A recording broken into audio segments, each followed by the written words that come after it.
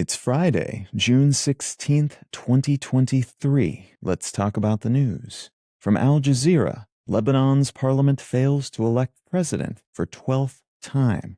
For the 12th time since last October, the Lebanese parliament has failed to elect a president, further perpetuating governmental deadlock and stasis. The most recent parliamentary session ended with the local Hezbollah political alliance, which is backed by Iran, walking out, just as it did at the last 11 sessions, to protest an opposition candidate. The country's parliament requires 2/3 of the votes, 86 from a total of 128 lawmakers, to elect someone in the first round of voting. And the most supported candidate, the one the Hezbollah group said they cannot abide, attained only 59 votes, while Hezbollah's choice received even fewer, just 51.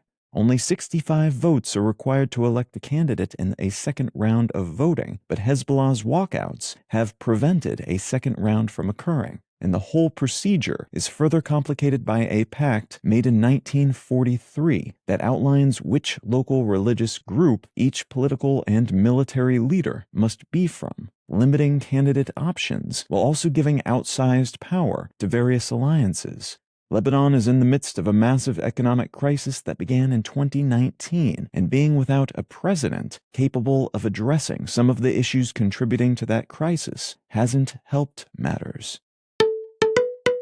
From The Guardian, synthetic human embryos created in groundbreaking advance. Scientists working with the University of Cambridge and the California Institute of Technology have described new work in which they were able to create synthetic embryos by reprogramming embryonic stem cells. It's not yet clear whether these lab-made embryos would be capable of maturing beyond the earliest stages of development, but this is considered to be an important step as researchers are not allowed to cultivate embryos in a lab for longer than 14 days to avoid issues related to human testing. So while this could someday allow for the creation of synthetic embryos that would be usable for the same baby-making purposes as human-grown embryos, this is currently being seen as a research-oriented advance that will allow scientists to better understand how human life develops at this early stage, while also allowing for the ethical and legal investigation of genetic disorders and similar currently tough-to-explore realms of inquiry.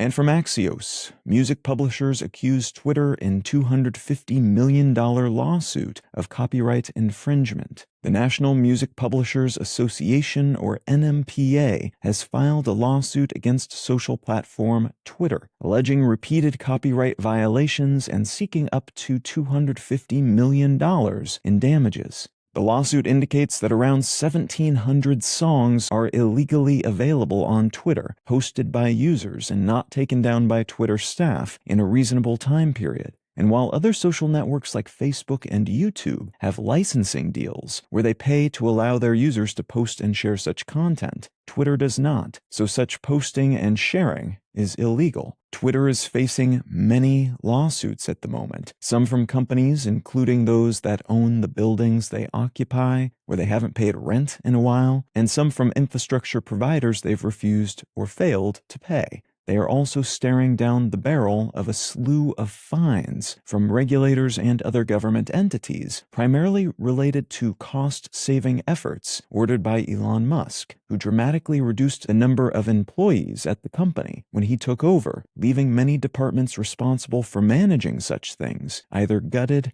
or non-existent.